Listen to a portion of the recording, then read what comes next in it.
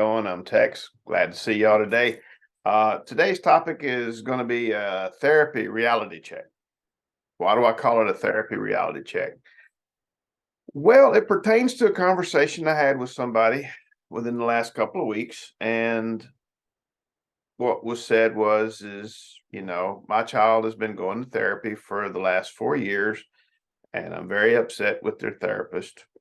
Okie dokie.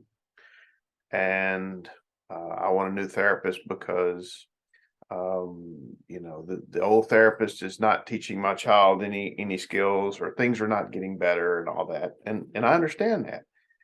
I put out in the video earlier that if you're having a problem and your therapist is not getting you what you want, that kind of like mechanics, if you go there and you ask for an oil change and they keep fatutzing with your tires, then you need to talk to them and say, "Excuse me, what's going on here? I said oil check. You're busy on tires." The other thing is sometimes maybe you just don't get along with your therapist. Maybe it's just not a happy place. Maybe they remind you of somebody that you can't get along with, or maybe you've gotten to a point where you've got as far as you can get with that person, and their specialties are not in the area that you need to go. That does happen. I have some people who go see a therapist, then realize they need trauma therapy, and then they transfer over to a trauma therapist to do the trauma therapy. Then they may go back to their old therapist, or they may be with a new one. Sometimes they're dealing with anxiety and they realize they have a specific problem with OCD, and they need to go to somebody who specializes in that. Then they go back to the person to do other therapy, or maybe they're better and they don't need to see nobody, and that's all good. Why do I call it a reality check? Is the individual said nothing. The person had done nothing, and that they had learned nothing. Really? You spent 4 years, or your kid spent 4 years with their therapist. And then I'll ask, well, what did they do? And then I'll hear, well, I don't know. What do you mean you don't know? Well, I didn't go into the sessions with them. And I'm like, I understand if your child is old enough, or for some reason they want to do just individual therapy, and sometimes they do play therapy. I would say, though, that at some point, you sitting down with the therapist for reviews. I mean, every 6 months, you have to sit down and do a treatment plan review. The treatment plan that is done is standard in the sense that you come up with an idea of where y'all want to be in 6 months. Sometimes they're shorter than that, depends on the organization, but about 6 months is the average. And in 6 months, you review that and see what progress you've made, where you're at. And that means talking to you. The other thing is most therapists, I would assume or hope, do occasionally want to talk to you. Now, if your child is around 16, 17, 18, maybe your child doesn't want you in there. I get that. But if your child's younger than that, then at least going in every now and then to see how things are going. Also asking your therapist, like, hey, seeing my youngin', I know y'all talking about private stuff, but are there any therapy skills that I can be reinforcing at home? Because my child sees you for 1 hour once a week, or even every other week, but they spend those other 23 hours that day away from you, and then they spend 6 days more away from you. What can I do to help make your job easier? If you have a child in therapy, even if you haven't talked to your child's therapist, you should be at least looking for other coping skills, reading a book about the issues that they have, getting to understand it better. As a parent, if your child has anxiety and you don't, then you should get a book so that you can understand what your child's going through. Or if your child has OCD or depression. In the same vein, if you have it and your child has it, what is your therapist teaching you? And when you say, I don't have a therapist, I don't do therapy, I don't read books on it, I'm like, what's going on here, people? You send your child to therapy. The idea is you also learn what to do to help your child. In other words, there's a point where you get to Where when your child comes to you and you're looking down, at young Johnny and go, "Hey, Johnny, are you okay? You're looking a little rough today," or something's up. And if your child's comfortable with talking with you, and hopefully you're having conversations with your child, then they might say, "I'm a little nervous or anxious," or they may say, "I don't know." And that's your chance to go, "Well, I noticed that you were fidgeting a little bit, and you didn't eat dinner, or you didn't get your stuff done, or things aren't getting, done around the house. Can we talk?" Find out what's going on. Then go, "Well, there's some stuff, therapy stuff I know that they said we can do or whatever, let's sit down and you show me, Johnny, you show me the therapy exercise, the breathing technique that you were taught. Because there's different ones. There's fours, there's the 4-8-4, there's sixes. They got all kind of names for them depending on who teaches it and how they want to teach it.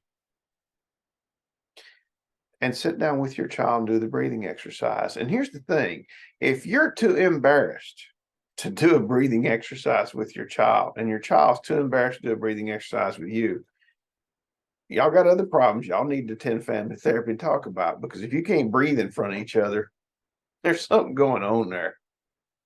Now, the other thing is they may have taught you other things. For younger kids, blowing bubbles, doing the pinwheel, there's all kinds of little breathing exercises to do. There's staring at your snow globe. There's all kinds of anxiety reducing things. Taking your kid for a walk. Your child is your responsibility. I don't doubt you work hard. I don't doubt you have long hours. I don't doubt you have a lot of things going on. I got that. It's still your child. You still have responsibility to your child to make sure that you understand what they're doing, what's going on, and do whatever you can to help them. The other thing is I ask, and I've said this again in another video, well, do y'all talk to each other when you have dinner together? And people look at me like I come from Mars. And I'm like, y'all don't eat together?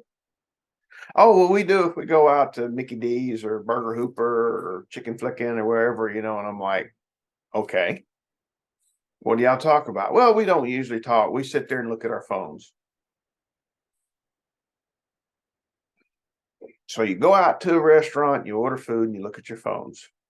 Dinner and a show. Okay. What about when you eat at home? Well, we don't usually eat together. We go into separate rooms. We sit in front of the TV. Why? You're trying to tell me that y'all are so boring that you can't even entertain yourself through a meal? And I know that sounds rough, and it was meant that way. You cannot at least talk. If it's a habit that you get, and I tell people, if you got young kids, start it now. Don't feed your kids and go do other things. Don't put the food in front of them while you're off doing something else all the time, because your multitasking is creating a multi-dimensional nightmare. Because later on, your child is not going to want to sit and eat with you because you've never sat down and ate with your child. And then you don't understand why your child don't want to be around you. Well, that's because you didn't want to be around your child. Eat with your child. Sit down with them, talk with them, share a meal with them. I hear families tell me, well, we're together, we sit in front of the TV and we look at our phone while we're eating dinner. My favorite one is well, we can't eat together. Why? Well, the dinner table, it's got stuff on it. What? Well, yeah, that's where we put the laundry, or that's where we got stuff stacked up, or we put stuff on the table. And I'm like, so you're using your dinner table as a storage platform, and you're eating in front of the TV.